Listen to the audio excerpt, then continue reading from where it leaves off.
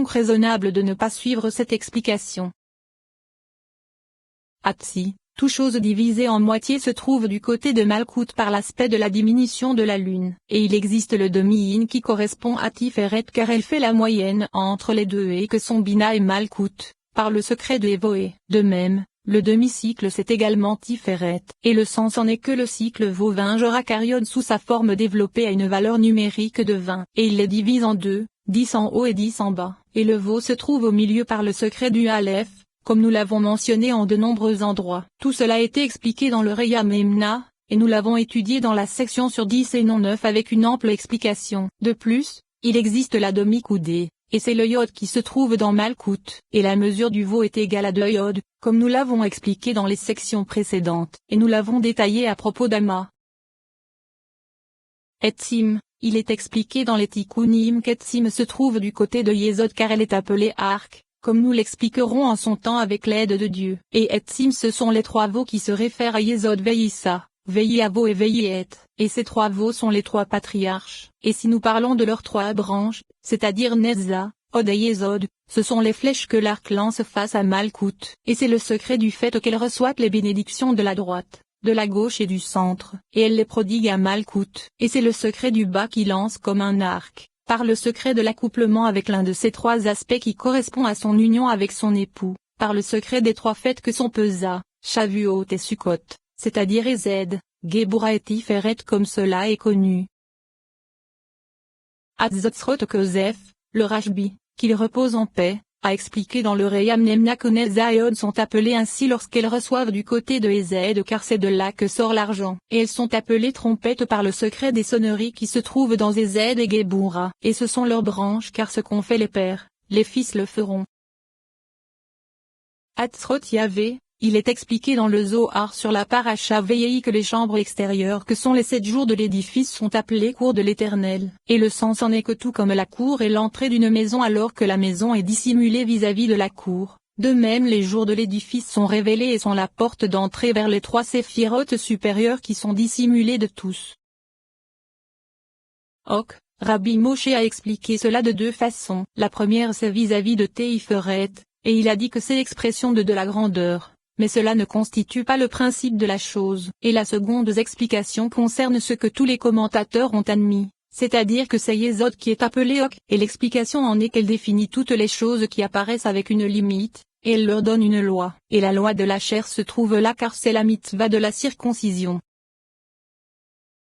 Uka. Ceci se réfère à Malkout, et le sens en est que Yesod et Malkout définissent et légifèrent sur toutes les choses définies, et les Ukot et les Ukim se réfèrent à l'accouplement des deux. Et la différence qu'il existe entre les Ukot et les Ukim c'est que le principe des Ukot c'est Malkout, et elle est contenue dans la contenance de Yesod, et le principe des Ukim c'est Yesod, et elle contient Malkout, et ainsi, il se trouve que l'une est une expression masculine alors que l'autre est féminine. En vérité, certains commentateurs ont écrit que la gravure des lettres se réfère à Bina en disant que c'est à cet endroit que se réfère la gravure mentionnée dans le Sefer Yetzira, et dans la section sur la Tzilut, Beria, Yetzira et Assia nous avons bien expliqué le sujet de la gravure, et dans le Zohar sur la Paracha Ahareimot, il est dit, et toutes ces coutumes qui proviennent de l'endroit appelé Tzodek sont appelées mes lois. L'explication en est que toutes les mitzvot appelées Zukot dans la Torah dépendent de Malkout par son aspect appelé Tzedek indiquant le jugement, et elles ne changent pas comme cela sera expliqué en son temps. Et dans le Zohar sur la Paracha Kedoshim il est expliqué que lorsque les forces de Malkout reçoivent une hoque qui les frappe,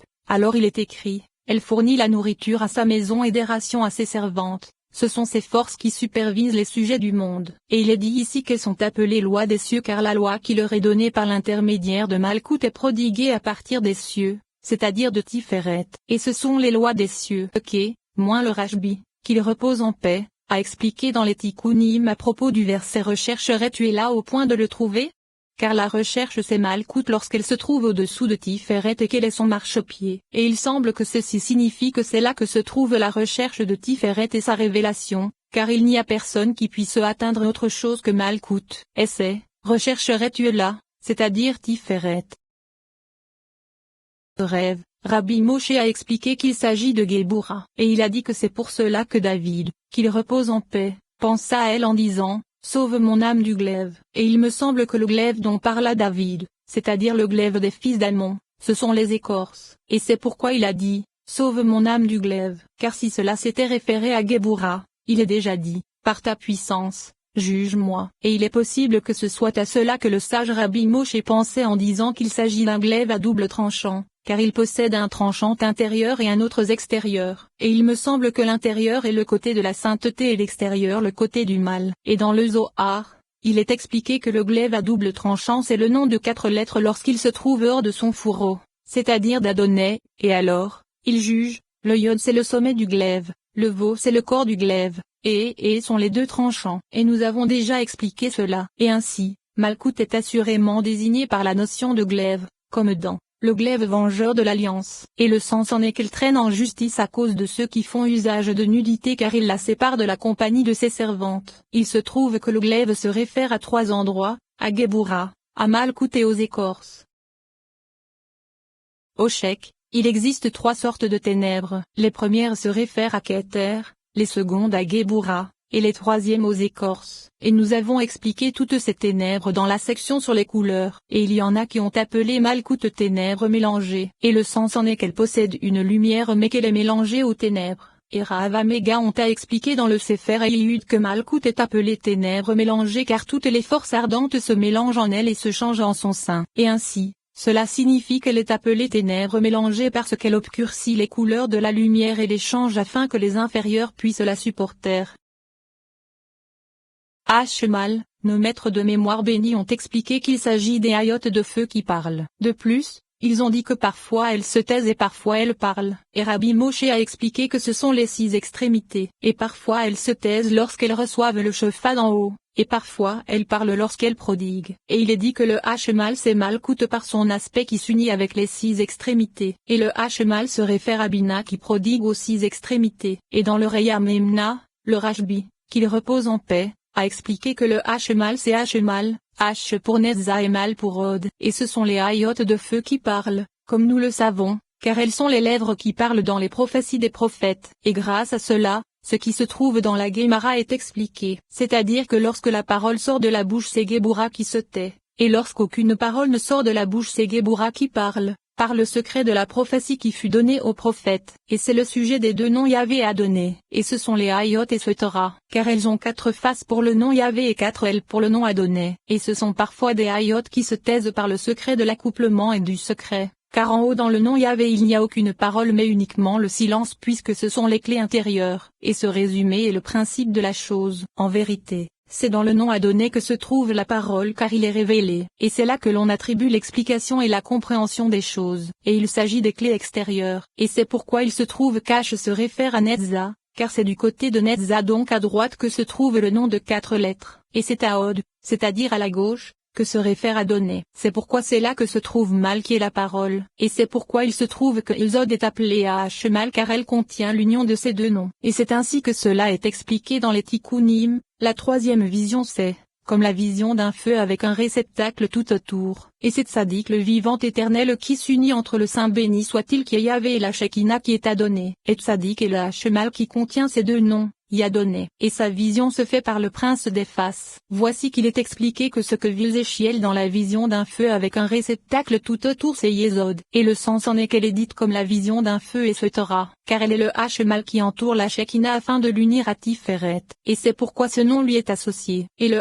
Shemal ce sont les Hayot de feu qui parlent, c'est-à-dire les 6 séphirotes qui sont les 6 lettres qu'il y a entre les 2 Yod, et ce sont les 6 extrémités, et il s'agit de Yadonné, et elle parle après l'union afin de prodiguer, mais elle se taise au moment de l'accouplement comme nous l'avons expliqué précédemment, et les autres choses ont été expliquées dans le 6e chapitre de la section sur la Tzilut, Beria, Yetzira et Assia, et c'est le sujet de son Shemal c'est-à-dire de l'union des 2 noms dans leur réalité en bas, comme cela sera expliqué à propos de Kiryat Arba, avec l'aide de Dieu. Et nous parlerons encore du Shemal dans le 6e chapitre de la section sur les palais.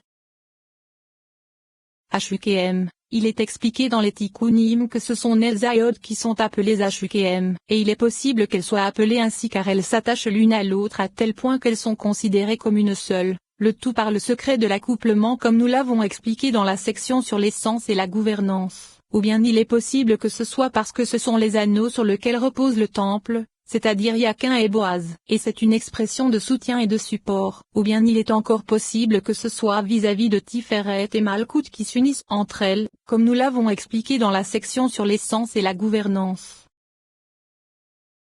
Attends, ceci désigne Tiferet, et le signe en est, comme un fiancé se couronne d'un ornement, et à propos de Huppah nous avons expliqué comment le fiancé se trouve sous son dais, et en vérité, elle est appelée Attends lorsqu'elle s'unit à sa fiancée qui est Malkout, et il se couronne par le secret des couronnes du mariage, comme nous l'avons expliqué dans la section sur l'essence et la gouvernance. Voici que nous avons atteint tout ce que nous pouvions expliquer à propos de la lettrette, selon ce dont Dieu nous a gratifiés. Et maintenant, nous allons entrer dans l'explication de la lettre tête.